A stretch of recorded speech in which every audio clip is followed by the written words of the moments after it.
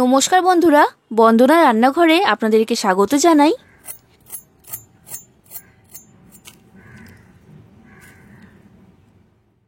আওয়াজ শুনে বুঝতেই পেরেছেন এটা কতটা ক্রিস্পি বা মুচমুচে তৈরি হয়েছে। আলু দিয়ে তৈরি এই স্ন্যাক্সটা আপনারা যখনই ইচ্ছা হবে তখনই বানিয়ে ফেলতে পারবেন। তৈরি করা খুবই সহজ, ঘরে থাকা উপকরণ দিয়েই এটা বানানো হয়ে যায়। আর এটা খেতে এতটাই টেস্টি তৈরি হয় যে একবার না বানিয়ে খেলে আপনারা বিশ্বাসই করতে পারবেন না।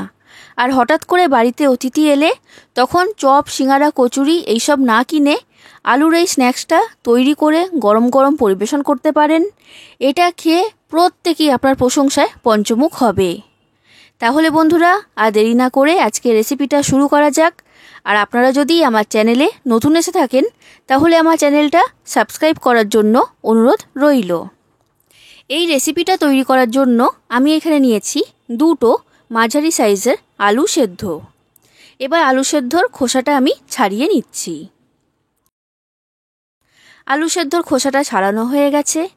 এবার আলুটাকে আমি ভালো করে মেখে নেব। আর বন্ধুরা, এখানে একটা জিনিস আপনারা খেয়াল রাখবেন, আলুর যেন কোনো গোটা অংশ না থাকে। আর আলু সেদ্ধটাকে খুব ভালো করে ঠান্ডা করে নিতে হবে, তারপরেই এই রেসিপিটা তৈরি করতে হবে। আলু সেদ্ধটা গরম থাকলে কিন্তু হবে না। তো আলু সেদ্ধটাকে খুব ভালো করে আমি মেখে নিয়েছি। এবার আলু সেদ্ধর মধ্যে দিয়ে দিচ্ছি একটা ছোট সাইজের পেঁয়াজ কুচি।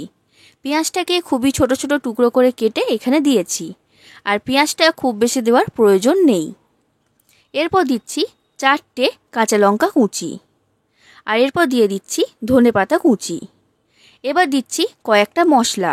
তো সবার প্রথমে দিলাম ছোটো চামচের হাফ চামচের মতো ভাজা জিরে গুঁড়ো, ছোটো চামচের হাফ চামচ ভাজা ধনে গুঁড়ো, আর ছোটো চামচের 1 চামচের মতো ভাজা শুকনো লঙ্কার গুঁড়ো বা চিলি ফ্লেক্স।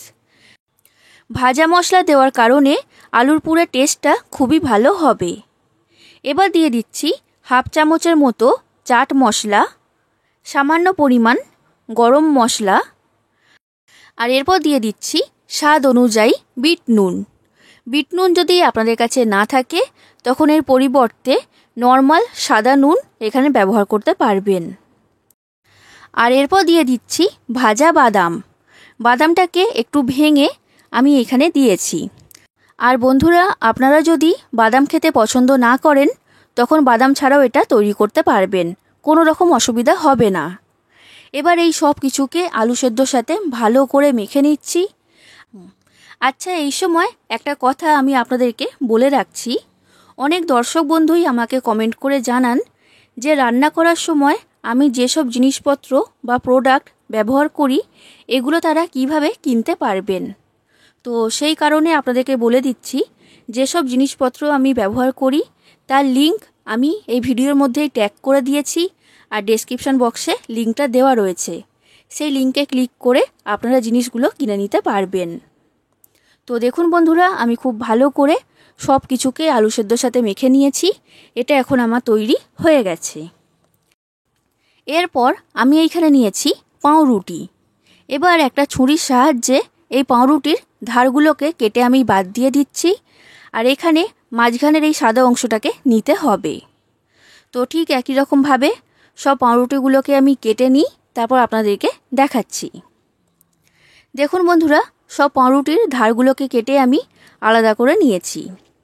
এবার এই যে ধারের অংশটা রয়েছে এটাকে কিন্তু আমি ফেলে দেব না, এটা এই রেসিপির মধ্যেই কাজে লাগবে। আমি এখানে একটা মিক্সি জার নিয়েছি। এবার এই মিক্সি জারের মধ্যে এই পাউরুটির ধারের অংশটা আমি নিয়ে নিলাম। এবার এটাকে গুঁড়ো করে নেব। এটাকে আমি গুঁড়ো করে নিয়েছি। তৈরি হয়ে গেল ব্রেড ক্রাম্বস বা পাউরুটির গুঁড়ো। এটা দেওয়ার কারণেই এই স্ন্যাক্সটা খুবই মুচমুচে তৈরি হবে। এবার এই ব্রেড ক্রাম্বসটাকে আমি একটা প্লেটের মধ্যে ঢেলে রেখে দিলাম। এরপর দেখুন বন্ধুরা, আমি এইখানে একটা পাত্রের মধ্যে নিয়ে নিচ্ছি পরিমাণ মতো জল। এরপর 1 পিস পাউরুটি নিয়েছি। এবার এই পাউরুটিটাকে জলের মধ্যে ডুবিয়ে নিচ্ছি। আর খুব বেশিক্ষণ জলের মধ্যে ডোবাবেন না, অল্প করেই জলের মধ্যে এটা ডোবাতে হবে। এবার জলের মধ্যে থেকে তুলে এইভাবে হাত দিয়ে চেপে পাউরুটির মধ্যে থেকে জলটাকে বের করে দিচ্ছি।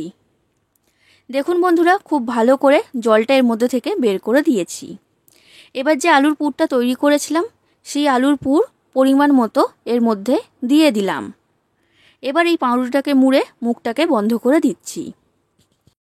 আর এইভাবে হাত দিয়ে চেপে দেবেন, তাহলে দেখবেন এটা খুব ভালোভাবে আটকিয়ে যাবে। দেখুন বন্ধুরা, এটা আমার তৈরি করা হয়ে গেছে।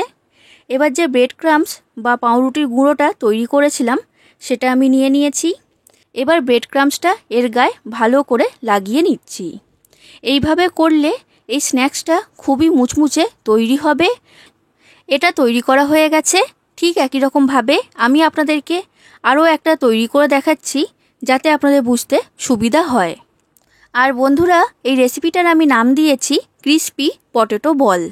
আর আপনাদের যদি রেসিপিটা ভালো লাগে তাহলে অবশ্যই আমার চ্যানেলটাকে সাবস্ক্রাইব করে দেবেন, ভিডিওটায় লাইক করে দেবেন, যতটা সম্ভব ততটা শেয়ার করে দেবেন, আর কমেন্ট করে জানাবেন কেমন লেগেছে আপনাদের এই রেসিপিটা। দেখুন বন্ধুরা, ঠিক একই রকমভাবে আমি সবগুলোকে তৈরি করে নিয়েছি। এবার এগুলোকে ভেজে নেব। তার জন্য গ্যাসের মধ্যে কড়াইতে সাদা তেল গরম হতে বসিয়ে দিয়েছিলাম।